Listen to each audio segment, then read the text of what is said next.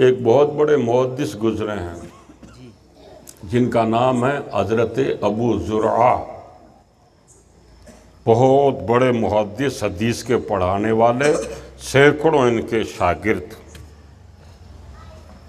ان کی وفات کا وقت آیا، ان کی وفات کے وقت ان کے شاگرد ان کی چارپائی کو گھیرے ہوئے کھڑے تھے اور انہوں نے کہا کہ ہمارے استاد صاحب کے آخری سانس ہیں، گزر رہے ہیں، تو اپن ایسا کرو، حضور کا حکم ہے لقنوا موتاکم بکلمۃ لا الہ الا اللہ۔ حضور فرماتے ہیں کہ تمہارے گزرنے والوں کو لا الہ الا اللہ کی تلقین کیا کرو، یعنی جب وہ گزرنے لگے نا تو زور زور سے پڑھا کرو لا الہ الا اللہ، لا الہ الا اللہ۔ اس کو کہو مت کہ پڑھ لا الہ الا اللہ، کیونکہ وہ تکلیف میں ہوتا ہے، اگر وہ نہ دے دے گا تو بری بات ہو جائے گی، اس لیے تم خود ہی پڑھتے رہو لا الہ الا اللہ، لا الہ الا اللہ، تاکہ کیا انہیں یاد آ جائے۔ تو اب کیا ہے کہ سارے شاگرد جو حدیث کے پڑھنے والے تھے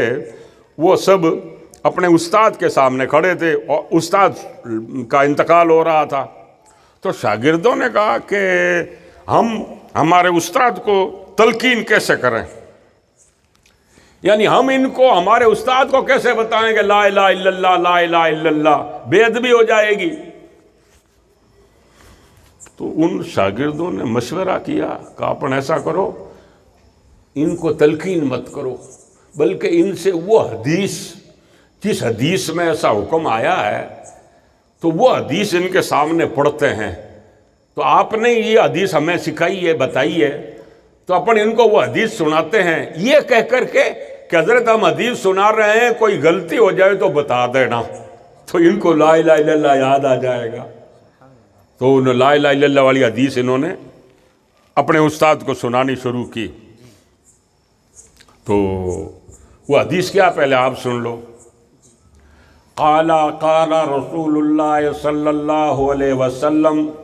من کان آخر کلامہ لا الہ الا اللہ دخل الجنہ۔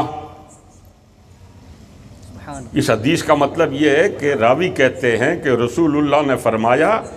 کہ جس کا آخری کلمہ لا الہ الا اللہ ہو، اس کے بعد کوئی شبد و لفظ نہ نکلے، صرف لا الہ الا اللہ کے بعد دم نکل جائے، حضور کہتے ہیں وہ سیدھے ہی جنت میں جائے گا۔ تو انہوں نے کہا ہے کہ یہ حدیث شریف حضرت کو، اپنے استاد کو سنانی چاہیے تاکہ حضرت کو یاد آ جائے کلمہ۔ تو شاگردوں میں سے ایک شاگرد نے آگے ہو کر کہا، آپ کے وہ سباس قائم تھے، اس نے کہا حضرت ہم وہ حدیث شریف ہمارے کو تھوڑا سا اس بارے میں تھوڑا وہ شک شبہ ہے، یعنی ہمارے کو راویوں کے ناموں میں کوئی ہمارے سے غلطی نہیں ہو جائے، تھوڑی حدیث ایک بار آپ سن لو۔ راوی کس کو کہتے ہیں؟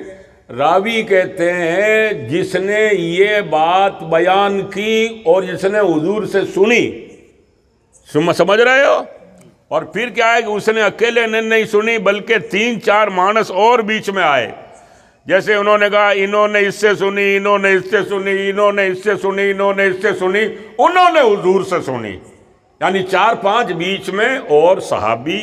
وہ صحابہ کے بعد تابعی وغیرہ اور دوسرے آتے ہیں، تو وہ کیا ہے انہوں نے وہ راویوں کے نام لیے، اس میں 3-4 راوی ہیں، تو وہ راویوں کے نام لے رہے تھے، ایک شخص پڑھنے لگے، تو وہ کیا ہے کہ پڑھتے پڑھتے وہ خود ہی استاد کا رعب ایسا غالب آیا کہ وہ راویوں کے نام بھول گئے۔ جب وہ راویوں کے نام بھول گئے نا تو آپ کے استاد نے کہا کہ چپ ہو جاؤ، میں پڑھتا ہوں وہ حدیث۔ پھر ابو زرعہ خود ہی، جن کا انتقال ہو رہا تھا، انہوں نے وہ راویوں کے نام صحیح پڑھے، اور راویوں کے نام پڑھتے پڑھتے پھر انہوں نے کہا قال رسول اللہ صلی اللہ علیہ وسلم من کان آخر کلامہ لا الہ الا اللہ، اتنا کہتے ہی آپ کا انتقال ہو گیا۔ یعنی وہ جو دخل الجنہ کے جو لفظ تھے وہ بھی آپ کے زبان سے نہیں نکلے، کیونکہ حدیث میں ہے ہی یہی کہ لا الہ الا اللہ کے بعد کوئی حرف زبان سے نہیں نکلے وہ آدمی سیدھا جنت کے اندر داخل ہو جائے گا۔ اب حضرت نے جو حدیث پڑھی تو اس پر آپ کا انتقال ہو گیا، من کان آخر کلامہ لا الہ الا اللہ، اتنا نہیں پڑھا، اب آگے کچھ نکلا ہی نہیں زبان سے اور روح نکل گئی آپ کی۔ بلکہ میرا تو یقین یہ کہتا ہے کہ من کان آخر کلامہ لا الہ الا اللہ، یہ تو ان کا کہنا تھا جو انہوں نے کہہ دیا، اب جنت میں داخل کرنے کا کام اس کا ہے۔ گویا اس نے بتا دیا کہ ابو زرع تیرا جو کام ہے وہ تو کر لے، میرا جو کام ہے وہ مجھ پر چھوڑ دے، جنت میں داخل کر دوں گا۔